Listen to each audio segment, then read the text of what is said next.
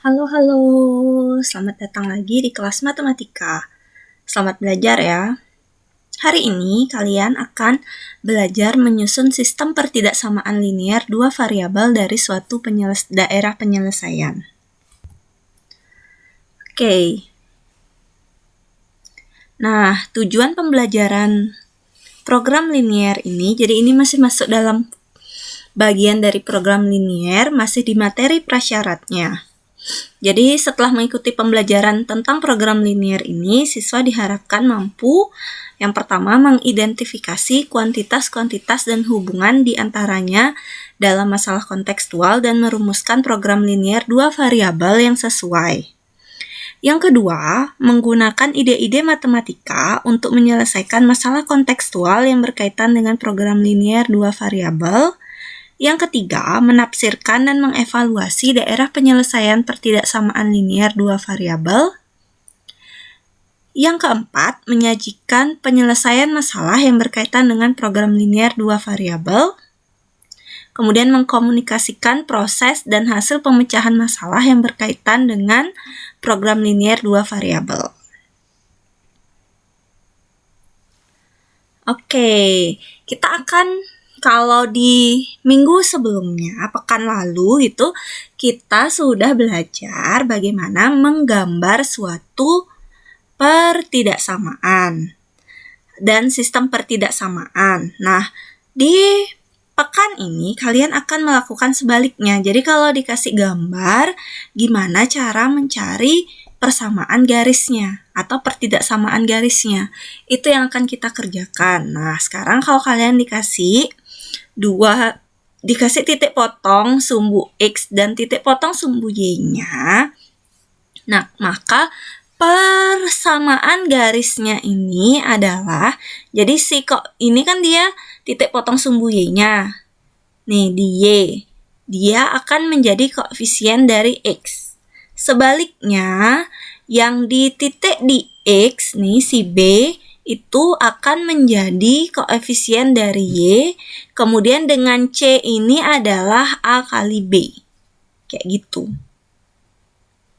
Nih, diperoleh persamaan garis batasnya ini adalah kayak gini. Ingat C ini adalah A kali B. Kemudian kalau kalian nih diberikan suatu persamaan garis di mana diketahui dua titik, dan kedua titik atau salah satu titik itu bukan merupakan titik potong sumbu X atau titik potong sumbu Y. Jadi kalau salah satunya titik potong sumbu X gitu misalnya, tapi satunya lagi bukan titik potong sumbu Y, kalian pakai yang ini. Jadi ingat ada namanya konsep gradien atau kemiringan garis, itu kalian tentukan dengan rumus M. Jadi gradien itu simbolnya M. Itu rumusnya adalah Y2 dikurangi Y1 per X2 dikurangi X1. Nah, pada dasarnya titiknya ini bebas kalian tentuin yang mana mau jadi X1, Y1 dan X2, Y2. Cuma kalian perlu konsisten. Kalau ini udah X1, ini pasangannya Y1. Jangan ini X1, terus di sininya Y2. Jangan kayak gitu. Jadi ini harus X1, Y1 pasangannya. X2, Y2. Kayak gitu. Nih, himpunan titik aja punya pasangan. Berurutan lagi harus. Nah, kemudian kalau persamaan garisnya, nih kalau ditanya persamaan garisnya, kamu bisa pakai rumus. Kayak ini di SMP sudah belajar ya, Y dikurangi Y1 per Y2 dikurangi Y1 sama dengan X dikurangi X1 per X2 dikurangi X1. Kayak gitu. Nah, selanjutnya kita akan belajar menyusun PTLDP, jadi menyusun pertidaksamaan linear dua variabel dari suatu daerah penyelesaian. Caranya, kamu harus yang pertama tentukan dulu persamaan garis pembatas daerah penyelesaiannya. Kemudian nyatakan persamaan tersebut dalam AX ditambah B sama dengan C. Kemudian pilihlah sembarang titik X1, Y1 di dalam daerah penyelesaian sebagai titik uji. Kemudian substitusikan titik X1, Y1 ke AX ditambah BY sama dengan C, lalu bandingkan AX1 ditambah BY1 dengan C, apakah nilainya kurang dari C atau lebih dari C. Langkah terakhir, kamu tinggal menentukan pertidaksamaan daerah penyelesaian tersebut. Oke, sekarang kita akan menentukan langkah-langkah menyusun SPT-LDV suatu daerah penyelesaian. SPT-LDV itu adalah sistem pertidaksamaan linier dua variabel. Jadi kalau ada dua atau lebih pertidaksamaan linier dua variabel itu akan membentuk SPT-LDV. Kayak gitu. Pada dasarnya untuk menyusun suatu daerah penyelesaian SPLTDV itu sama artinya dengan menyusun PT-LDV dari daerah penyelesaian tersebut. Jadi langkahnya yang pertama sama aja, kalian harus tentukan dulu persamaan garis-garis pembatasnya. Kemudian melakukan uji titik untuk menentukan tanda pertidaksamaan. Oke, untuk contohnya, nih sistem pertidaksamaan dari daerah berikut. Nih, kalian diminta menentukan. Jadi ini bagian yang putih ini adalah daerah penyelesaiannya. Kemudian, nih garis yang putus-putus warna ungu dibatasi oleh garis putus-putus warna ungu dan garis utuh berwarna merah. Kayak gitu. Itu ditanya pertidaksamaannya. Oke, jadi penyelesaiannya yang pertama, di langkah pertama kita tentukan dulu persamaan garis pembatasnya. Oke, perhatikan garis yang memotong sumbu Y di titik 0,1 nih, si garis yang berwarna ungu ini yang dimaksud, dan memotong sumbu X di titik 3,0. Oke, berarti kan titiknya di Y itu 1, di X itu 3. Nah, ingat kalau dia di Y berarti jadi koefisien X, kemudian ini yang di X jadi koefisien Y, kemudian nilai C-nya itu kalian kaliin 3 kali 1 hasilnya 3, kayak gitu. Nah, persamaan garis yang memotong sumbu Y di titik, ini sekarang kita cari persamaan garis si warna merah ini, dia memotong titik 0,-2. Oke, ini ya, di bawah 0,-2 dan memotong sumbu X di titik 1,0. Ini kan dia yang di Y itu -2, berarti jadi koefisiennya X. Kemudian yang di X, di sumbu X itu kan nilainya 1, itu jadi koefisien Y. Kemudian C-nya itu diperoleh dari hasil kali, -2 kali 1, hasilnya -2.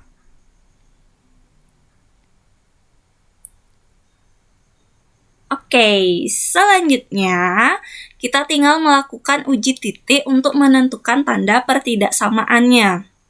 Oke, dari gambar nih kita lihat titik 1,2 itu kan di sini. Itu terletak di dalam daerah penyelesaian. Atau kamu bebas pilih titik yang lain asal dia berada di wilayah yang berwarna putih ini. Kamu mau pakai titik berapa ya? 2,5 gitu bisa. Mau pakai titik 2,3 bisa. Kayak gitu, pilih aja. Oke, mau pakai nih titik 0,2 bisa. Asal dia berada di daerah wilayah yang berwarna putih ini. Oke, yang pertama kita akan substitusikan titik 1,2 berarti XA-nya itu nilainya 1, YA-nya bernilai 2. Kita substitusi ke ruas kiri dari persamaan garis 1. Persamaan garis 1 itu adalah si garis berwarna ungu. Nih, yang ini. Dah, itu berarti nih ganti XA-nya dengan 1, YA-nya dengan 2. Kamu akan peroleh 3 kali 2, 6 ditambah 1 hasilnya 7. Nah, kita bandingkan dengan 3. Kan kita tahu 7 itu lebih dari 3 dan garis X plus 3Y sama dengan 3 digambarkan putus-putus.